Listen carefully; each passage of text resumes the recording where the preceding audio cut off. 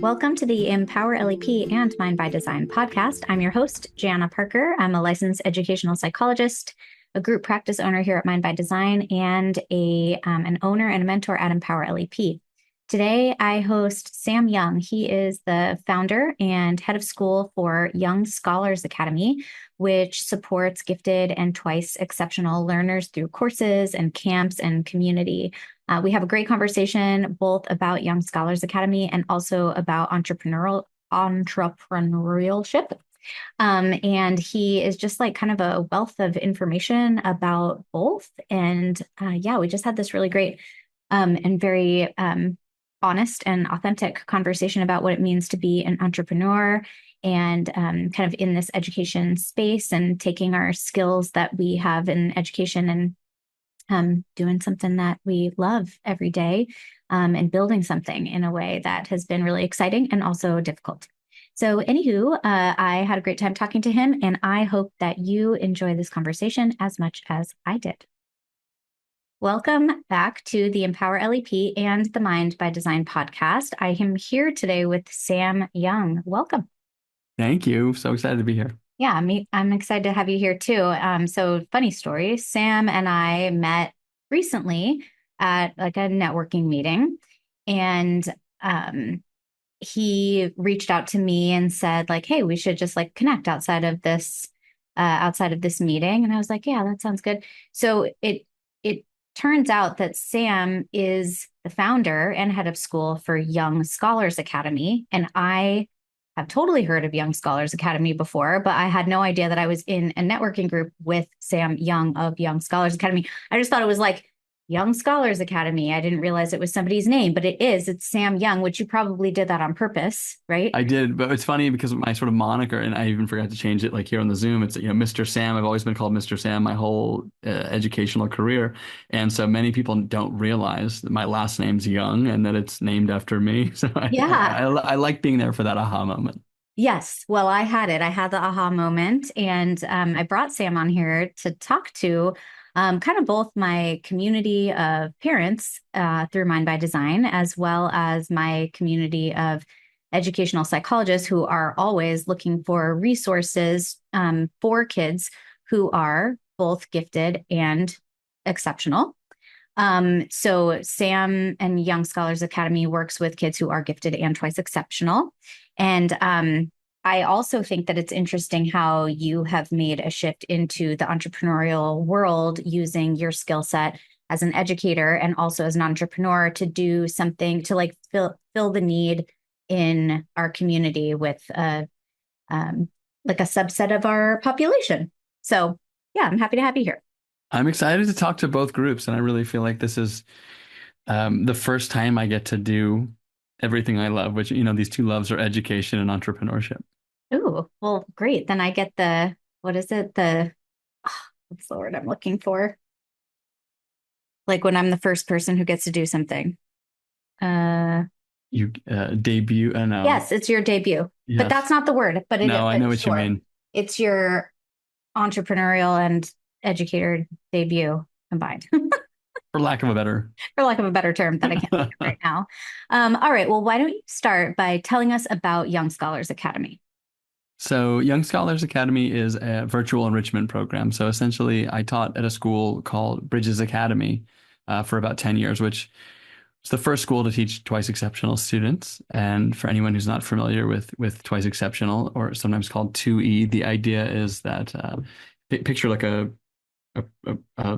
sort of bell curve. You have someone on one end who's exceptionally strong, might be someone you consider to be like gifted. So, it could be like high IQ, high creation, high creativity, and then the other end, you have someone who's struggling, right? Someone with a learning difference, autism, ADHD, dyslexia, and a twice exceptional individual is in possession of both of those extremes at the same time. So that's where the dual or two exceptionalities come from. Yeah. And I was teaching at Bridges, and then of course, like many people, COVID happened, and I had this kind of aha. A bunch of parents were contacting me saying like, "Hey, we have family here, or we know, people from a Facebook group here, and could they take your enrichment courses?" I said, sure, let's do it. So it just kind of grew and grew. And the dream and the vision behind Young Scholars Academy is simple. It's that we have these kids with these beautiful big brains and they're struggling. It seems almost everywhere. They're struggling socially. They're struggling in a world that seems to focus on deficits. And my goal was to do two things. One was to bring the kind of learning that they really like into the forefront. So college level unique learning that's usually happening after school on like Reddit or Wikipedia. And then number two, to facilitate relationships around that interest area, right? Because we know these kids who are struggling socially, if they just meet kids like them, they're going to be okay and they're going to feel okay. So Mhm. bring the unique stuff into the center, and we have like hour a week enrichment courses that go the whole school year. That's awesome. Where do you find a lot of your clientele? A lot of folks like you. Yeah, No, yeah. but the number one driver is our families. So we're lucky, we're very lucky. We have about 350 families, and they are vigilant, flag waving recruiters for us. So families always come to us through families, which I always think is a great sign. And I feel very fortunate. And then the second one would be professionals. So neuropsychologists, psychologists, ed therapists, Mhm. people, different professionals who are working with kids who they know that they're so bright. They know they have so much to offer and they see them struggling. And they usually will be also fantastic referral sources for us. Yeah, yeah. All right. Well, t tell me a little bit more about like if families are trying to get more information. I mean, we'll talk about this again at the end too, but like, how do people actually get to understand what Young Scholars Academy is? Like, where would we send families and what kind of information are they going to get when they go there? Yeah, so the best place to go is to our site, which is youngscholarsacademy.org. And when you go to the site, you'll see whatever courses we're offering seasonally. So essentially, we have like all fall courses that go from August to the winter break, December. And then we go from January to June. We have the spring semester. And then during the summer, we offer camps. And so anytime you're on the site during those seasons, which is all the season. You'll see the courses. The absolute to answer your question, the number one best way we do four of these a year is to come to an open house. We have open houses where essentially everybody comes into a Zoom room, and it's just like a back to school night at a brick and mortar school. Yeah. You're in a main Zoom room. We all have a big conversation. Families share their experiences. And then all the teachers, we have 16 different teachers right now, go into different breakout rooms and families can float around for 45 minutes. You can go meet every single teacher and ask them questions and kind of build that relationship before signing up. Hmm. And once that happens, we then share part of the recording, just the intro, because everything else is happening kind of like behind virtual doors. Yeah. But that it's a long-winded way to say our website, and if you can come to our open house. Yeah. Yeah. Awesome. Okay. So take me into like your journey of how this came to be kind of more, you said a little bit about like in COVID and you kind of switched over, but I don't know, give me a little bit more juiciness of your Yeah, process. Yeah. yeah. Well, I think like most people in this field, a lot of it's really deeply personal. So I both my own self and my dad, as I sort of got more into this field, looking up, realizing I was diagnosed with ADHD at a very young age, and my dad had ADHD before there was such a thing, and dyslexia, and was like sent off to military school. He was like this really great artist and struggled with executive function skills his whole life.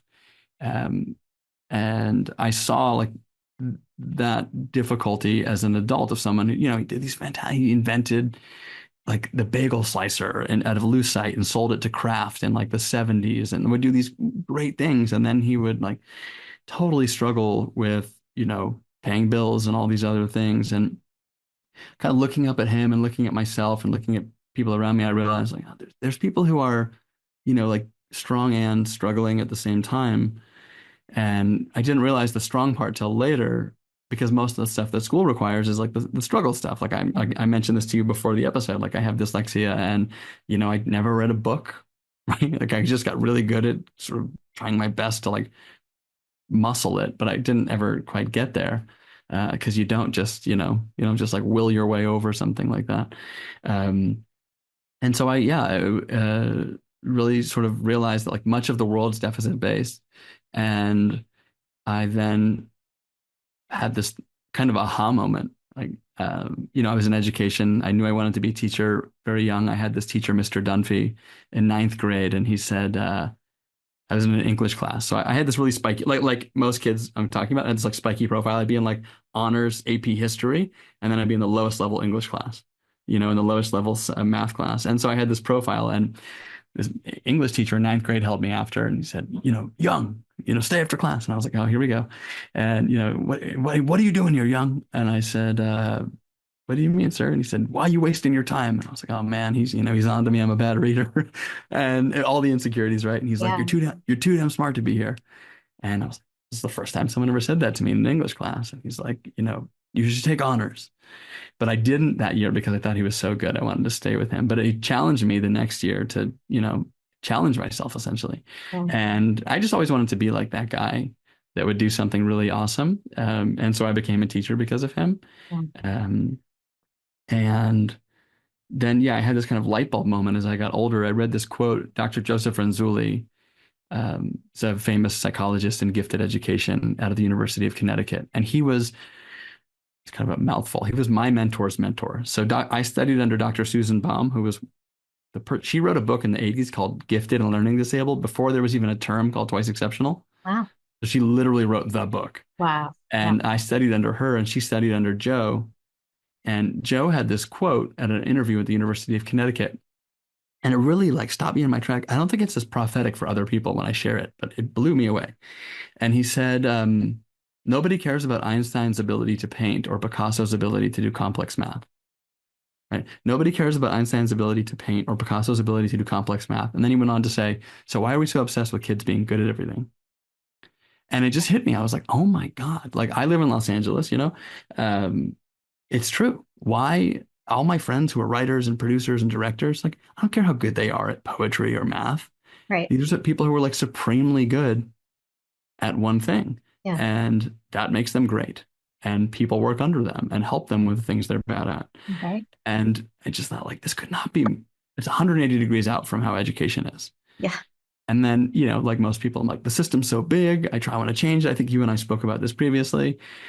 And then I was like, well, I maybe can't do that, but I can give kids like an hour a day of change. And one of the first moms, I am so long-winded, I'm sorry. No, I'm great. I'm all in. I'm all in. Okay. One of the earliest moms at Young Scholars Academy created this quote, which sums up, I think, everything that we aim to do. And she said, the YSA glow. And she said, my son Simon takes your class and he's euphoric for 24 hours. And if we just take one a day, he can get through the week.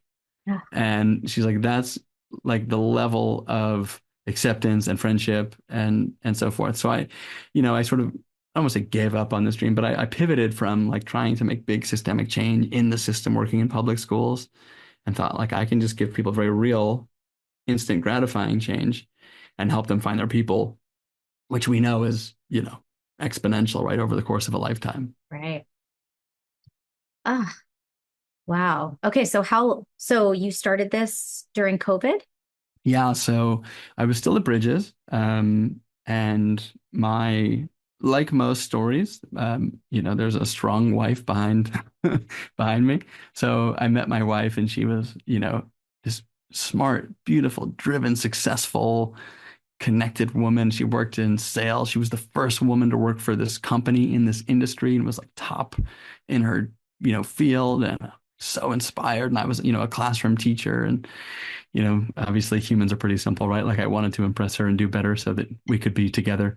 But in truthfulness, she connected me with amazing people in her circle. My now brother-in-law, her childhood friend, entrepreneurs, very successful. And I sort of found my people with the people she plugged me into, and they helped me formulate the early idea, as well as having a mentor. One of my classmates from graduate school connected me with this woman, Debbie Steinberg Kuntz, who started a program called Bright and Quirky just a year before me or two.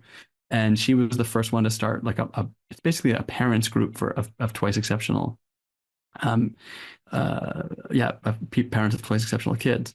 And between my brother-in-law, Tony, and my wife's friend, Nick, and Debbie, I had this sort of board of directors all of a sudden of people who were, helping me go from, thinking to doing. Yeah. And Debbie was sort of at the top. She was doing what I wanted in the field that I wanted and mentored me out of the goodness of her heart for a year. She said, if you help me work for me, I'll take you on. And long story short, that combination of all these three people helped me to understand entrepreneurship, read the right books, be able to experiment. And I found since then, actually, that, I said this in the beginning, education is really one of my first loves. And I found entrepreneurship is maybe my second. I love the idea of like solving problems. And I think back, feels like it's in my DNA. I love it. And of course, I'm not alone, right? Like when you look at the numbers, I think it's something like 60% of entrepreneurs have ADHD or dyslexia. And I think like 40% of CEOs, right? So there's this, I don't know. Yeah, it feels really That's good. right. Yeah. Yeah. Yeah. Oh, that's really powerful.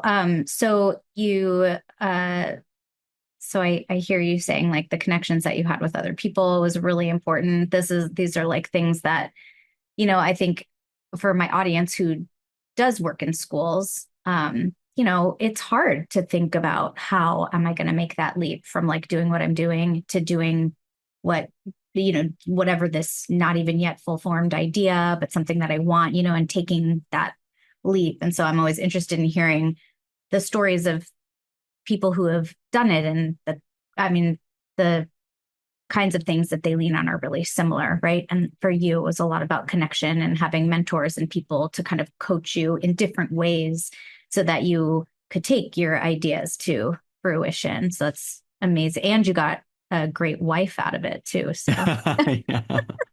Yes, yes. I mean, she really was the driving force. that's Um, awesome. yeah, and I think I would say it is difficult, and there's so much bad information out there, and you have to really love. You and I were talking about this before we started. Like, it's middle of the night type stuff, right? This is not the straight and narrow, easy.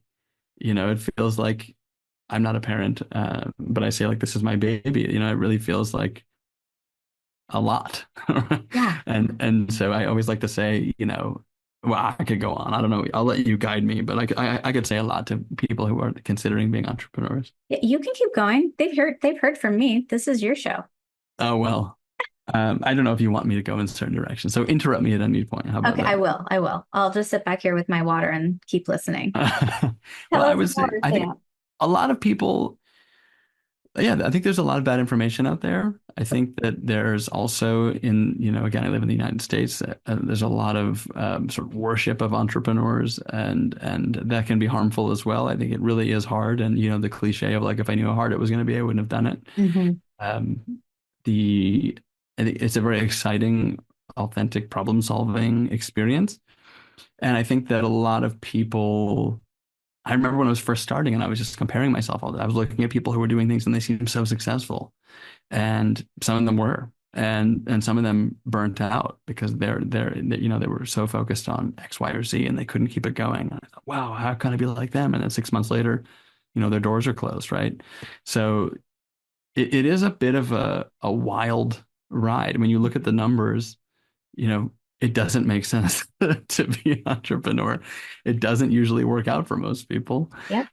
So you have to really have like a deep commitment and desire and burning drive. And also, I think that there's a lot of great models and good systems out there that you can sort of test your ideas with before you go full tilt boogie. One thing I recommend to everybody is find someone who's doing what you're doing and work under them for a little bit, or find someone who's doing something adjacent and work under them and learn from them.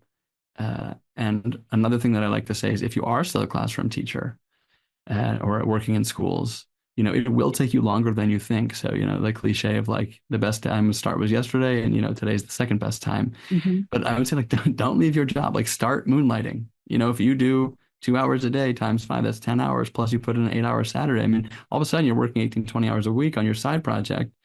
And it will take that over time, right? You need to focus on so many things. And I love this stuff. I do a lot of talks on entrepreneurship, so I could go on and on. But I think the most important thing that I tell everybody is to focus on your niche, right? Niche down as much as you can. Focus on I think I forget, Seth Godin said this. I think it's like, if you have you picture like a dropper, if you want to affect change, like a little food coloring dropper, it's like you could drop that in the ocean, right? Or you can drop it in a bathtub, and so Mhm. if you can go even to a sink, you'll change the color faster. So the more narrow you can be, of course, being data driven, look online. Are the things you're trying to do, are there Facebook groups? Are people gathering around these ideas? Are there people with problems to solve? And what do you have to offer them? What's at the intersection of your strengths, your talents? I love the model. I don't know if you've seen this, Jana, the Ikigai. No. It's like a Japanese Venn diagram. It means the reason for being, Hmm. and it's four spheres. If you picture four spheres like a cross, it's what you're good at, what you love, what the world needs, and what you can be paid for. Mm. And the idea is like between some of those, like what you're good at, what you love, that's a passion, and what the world needs and what you can be paid for, that could be a vocation. And if you can find the center, it's like this essentially like meaningful living. Right. And I think a lot of entrepreneurs think like, I'm really passionate or I'm really good at this thing. And they're not thinking, does the world need it? Is this a big problem? Right. Is this Right. something that I can help people solve? It might just be a hobby, the thing that you want to do. Right. Right. And that's okay. Right. Uh, so anyway, sorry. Well, you just said so many amazing things there, and I think you really got real, which I appreciate, and because I like to be really positive with this whole group I have, Empower LEP. This whole business is really related to helping people really think like I can do this, like I can make this shift, I can um, find that little target in the middle and um, make a difference in this world doing what I'm good at and what I love, what I'm passionate about, what I'm skilled at, what I'm here to do, living my purpose. And at the same time, it is no joke how hard this is and how much you're thinking about it. It is like your baby. I did the same thing as you. I worked under somebody else for many, many years before I started my own. Then I started my own while I was still working in the schools, so I built it up slowly. So it was a process of close to 10 years that no, it was 10 years that I worked in private practice before having my own private practice, Hmm. 9 or 10 years and, or fully having my own private practice. So I mean, and now, like, I'm at the gym. If I don't go to a CrossFit class, I go work out every morning at 5 a.m. Usually I'm like waking up, like writing down notes of things that I was thinking about while I was sleeping Hmm. first thing so that I don't forget them. Then I'm working out at 5 a.m. And if I'm not in a CrossFit class, then I'm at the gym like I was this morning, like listening to leadership and business podcasts as I'm Hmm. working out. I mean, I heard something, one of the things I was listening to the other day was about, like the top leadership recommendations or like the top things that you need as a leader. And it was like grit. I don't think he said grit, but it was like grit. It was one of those Hmm. where it's like you have to be with it all the time and stick with it and stick with it and stick with it. And you like can't waver. You have to just have that drive. That maybe it was drive that he said. Yeah, you have to have that drive because and then you also have to try to figure out a way to like be balanced.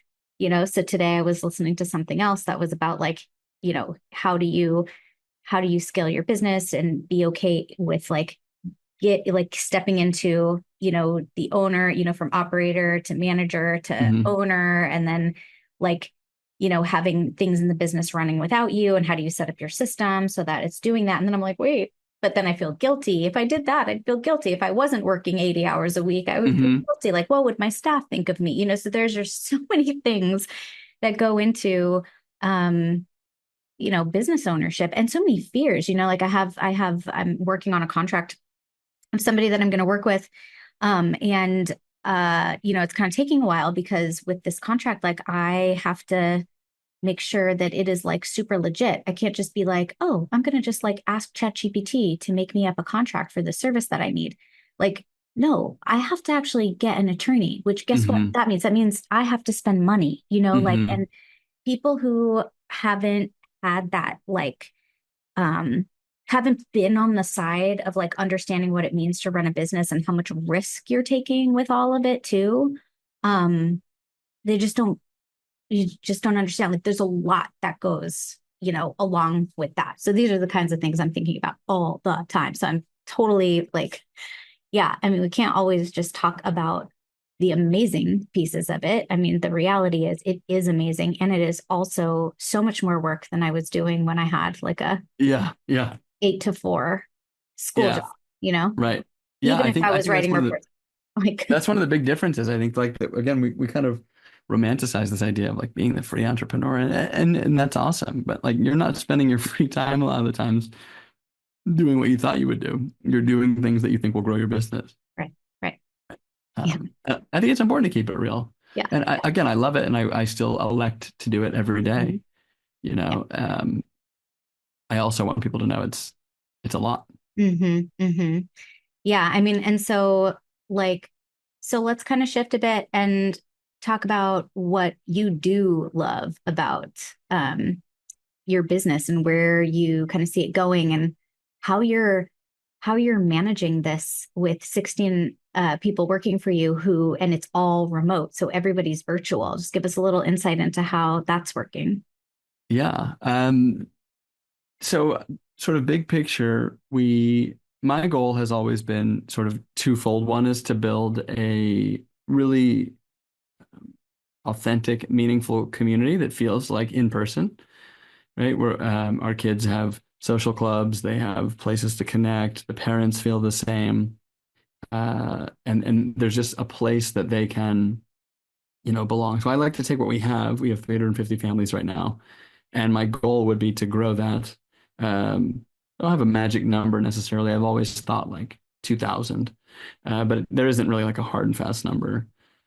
And then the second one would always be to have a parent community on top of that. Because, right, I know when we work with kids, a lot of times they're making the progress and the parents aren't, sometimes aren't.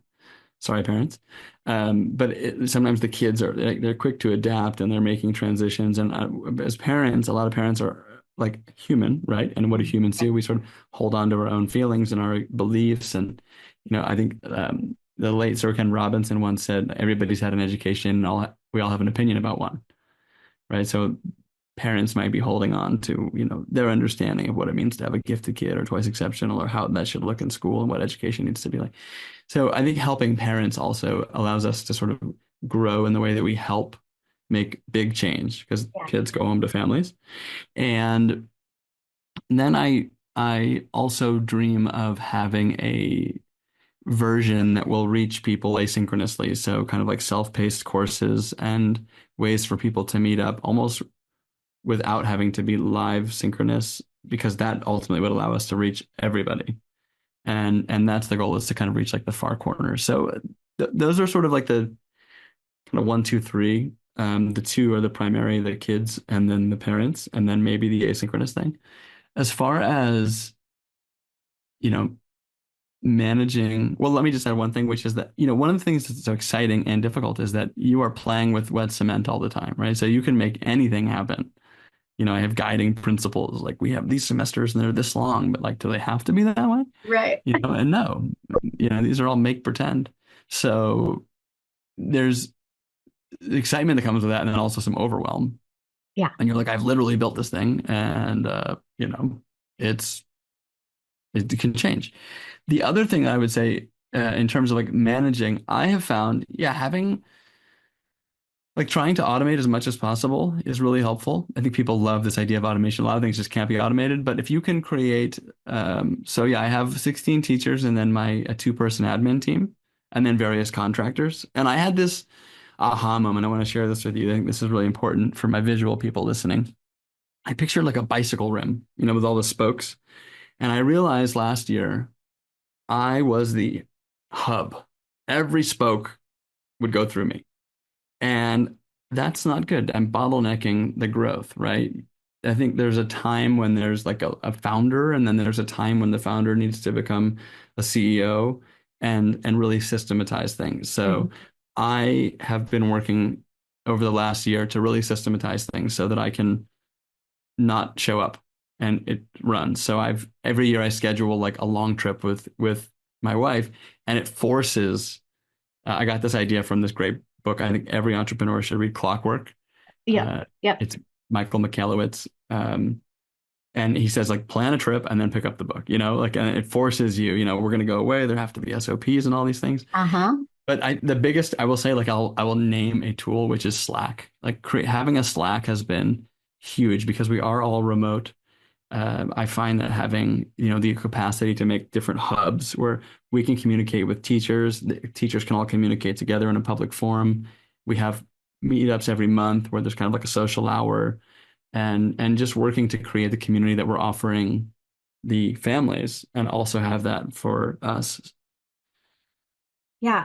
Question about the this kind of, I guess, a logistical question, but just made me think, with your staff and the courses that you offer, do you develop your courses off of like the areas of interest and expertise of your staff, or are you looking for staff to fit courses that you already have? It starts with the demand that I'm looking for. In other words, parents will want something, robotics, let's say, right? And I'm like, well, I don't know how to do that. And then so I'll ask everybody that we hire is word of mouth. Uh, Mm, I only hire from my teacher's recommendations or my parents. And it started with my grad school. I was just poaching people from my grad school. And then, we kind of grew like their recommendation and so forth.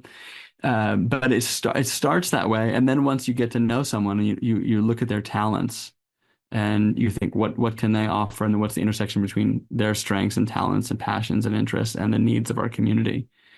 And I think that's such an important moniker, really. That's not the right word, but it's such an important kind of.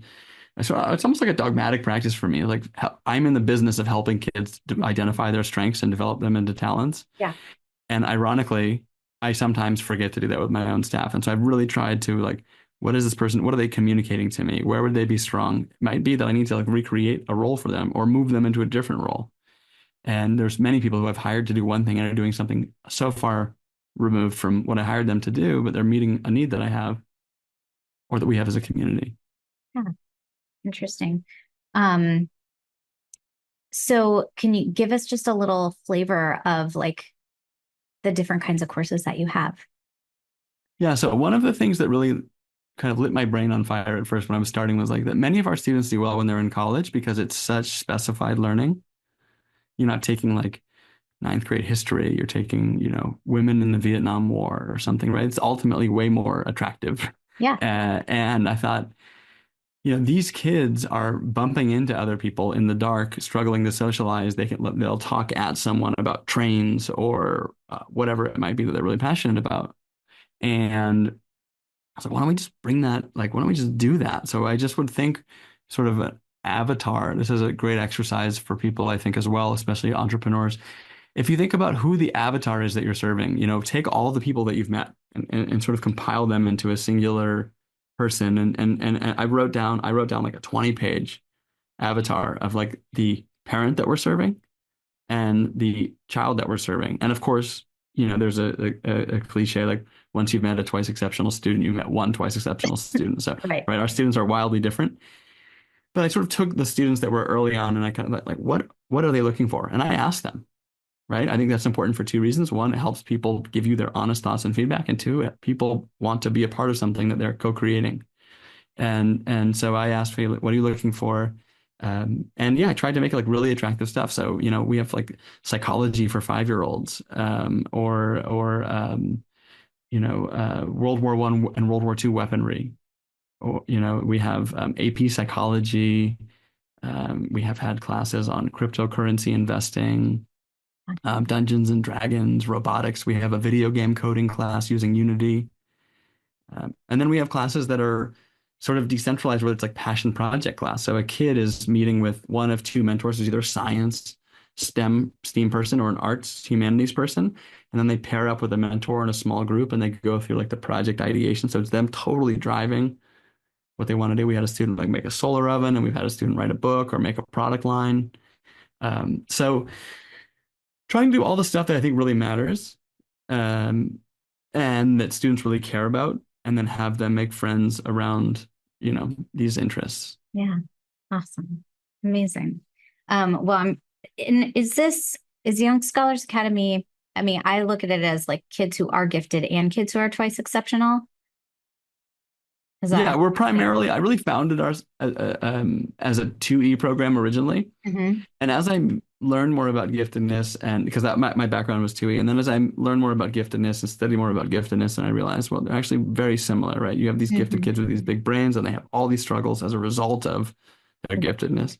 Um, and so we have a tremendous amount of gifted families as well. Yeah.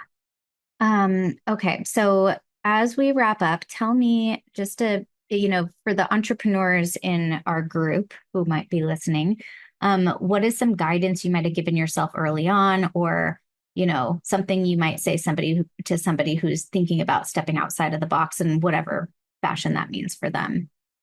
Yeah, I think the most important thing is to validate your idea before you take it out, right? And I mean, ask people, talk to people, get some data, use tools online, how Google Trends or something, how many people are searching this? Is it a vast blue ocean, or is it maybe overly settled and saturated? And before you run off, there's so many people that like work so hard and like, but it's a good idea. And it's like, well, yes, you think that. And I love your passion, but I don't know that other people have that need, right? Like I remember reading this thing and it's like, what's the best way to sell a hot dog, right? And all these people are like, oh, you have to have, organic this or this and that. And it's like, no, you just need a crowd of raving, hungry fans, right? Right. Like the best way to sell a hot dog is stand outside of Fenway Park at the end of a baseball game, right? Right. Like Right. you need to make sure that there's people that want the stuff that you have to offer. Right. And then I think the next thing that I would encourage people to do is figure out you don't need to I think people make business plans and all this stuff. A lot of that's busy work. I like to think of outputs rather than inputs. Yeah. Like I'm going to meditate and then journal and do all, and those things are all great. I think that it is important. I think a lot of people are successful as a result of their routines. But I think it's really important to focus on your outputs. Yeah. You Is got to this get going to out be there and something that do. reaches? Yeah. Yes, exactly. Yeah. So I would say to folks, create something that solves problems up front. And even before you're ready to have a business, just build your list. Create some kind of lead magnet, some kind of freebie, some kind of thing that's so good that you're scared to give it away, and give it away in exchange for people's email list so that when you're ready, because it will take you longer than you think it will, when you're ready to launch, you will have fans, people you've already nurtured and so forth. So I think that's probably the most important two things. Number one is to start validating, and number two is to start list building before you think you're ready. Love that. Um, well, gosh, Sam. Okay, so people want to find Young Scholars Academy. They go to. Yeah, so just go to youngscholarsacademy.org. That would be the best place. And again, if you're on our site, it'll tell you seasonally what's going on and when our open houses are. And we have rolling enrollment. So you could go check out a course today and sign up today. And then we have sort of new semesters always starting around the corner. And yeah. Awesome. Well, you're definitely talking to a group of professionals who are very into kind of celebrating and nurturing neurodiversity and like people who recognize that number one, like two things can be true at the same time. You can be both um, you can have both strengths and struggles. Um, and also that there in education, there's just like a lot of not strength-based language and Mm-hmm. practices going on. And I think this is a group of inspired professionals who are really doing what we can to make this shift toward having seeing everything through a strength-based lens. So you're speaking to the right group here. And I also hope that some parents um, who have kids who might benefit from Young Scholars Academy listen in and get some insight here. So thanks so much for joining me, Sam. I'm really glad that we're connected. Thank you. And I really appreciate you creating these two dedicated spaces for parents and for professionals. And like what you're doing is so neat, right? Like I kind of mentioned my story of like the mentor, and I think you're serving as a mentor for these two communities, and that's a fantastic thing. So thank you. Thank you. Thank you for listening to this episode of the Mind by Design podcast. If you enjoyed what you heard, please share it with a friend. And if you haven't already, subscribe, rate, and review on your favorite podcast player.